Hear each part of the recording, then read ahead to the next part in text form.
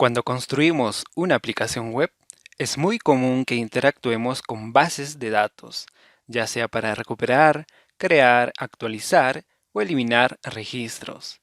Por ejemplo, una agenda virtual debería tener como mínimo las siguientes funciones: ver contactos, agregar nuevo contacto, actualizar contacto y eliminar contacto. Pero, ¿cómo gestionamos estos datos con un lenguaje de programación como Java? JPA o Java Persistence API es un estándar para persistir objetos Java en las bases de datos relacionales. JPA está compuesto por un ORM y un lenguaje de consultas.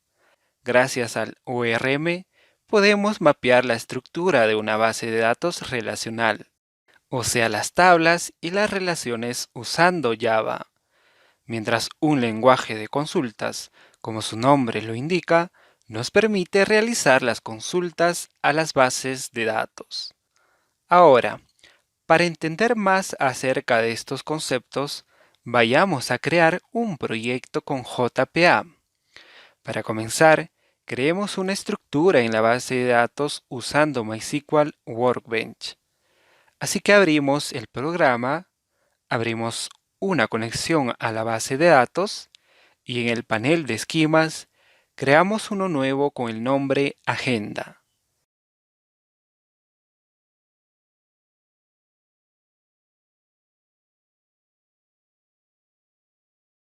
Luego, ejecutamos un pequeño script que crea una nueva tabla llamada Contacto en nuestro esquema.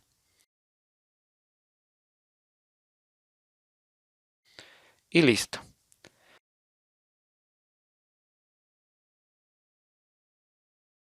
Ahora, ingresamos a Spring Initializer, realizamos la configuración respectiva,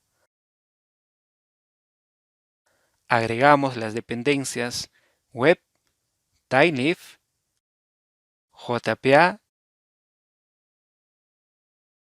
y MySQL y generamos nuestro proyecto.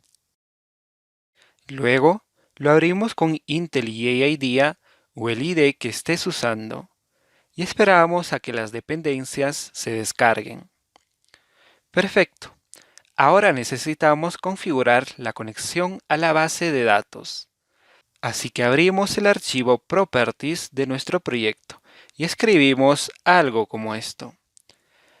No te olvides de reemplazar estos datos según tu configuración cuando instalaste MySQL.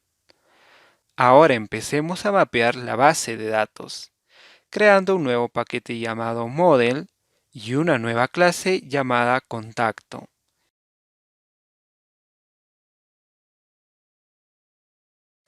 La notación Entity nos permite especificar que una clase debe ser tratada como una entidad, o sea, una clase asociada a una tabla en la base de datos. La notación ID para especificar la llave primaria de la entidad. La notación Generated_Value para especificar la estrategia de generación de la llave primaria. En este caso, se lo delegamos a la base de datos MySQL.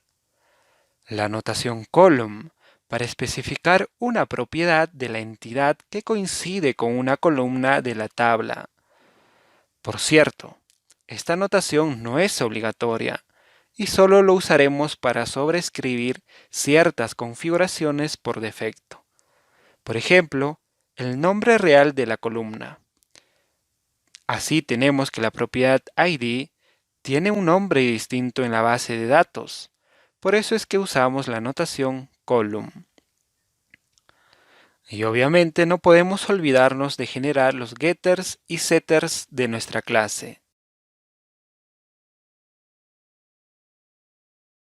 Ahora crearemos un repositorio que interactúe con la entidad contacto. Un repositorio es una forma sofisticada de realizar consultas a la base de datos. Así que primero creamos un paquete llamado repo y una interfaz llamada contacto repository.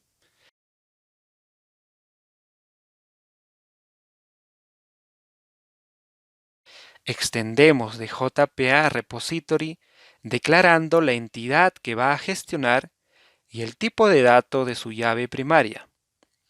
Luego la anotamos con Repository. Muy bien. Ahora para probar esta implementación, modificaremos un poco la clase principal de nuestro proyecto de la siguiente forma.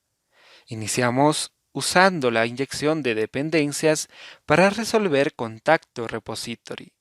Usamos la notación postConstruct para ejecutar el método init una vez que la inyección de dependencias haya sucedido.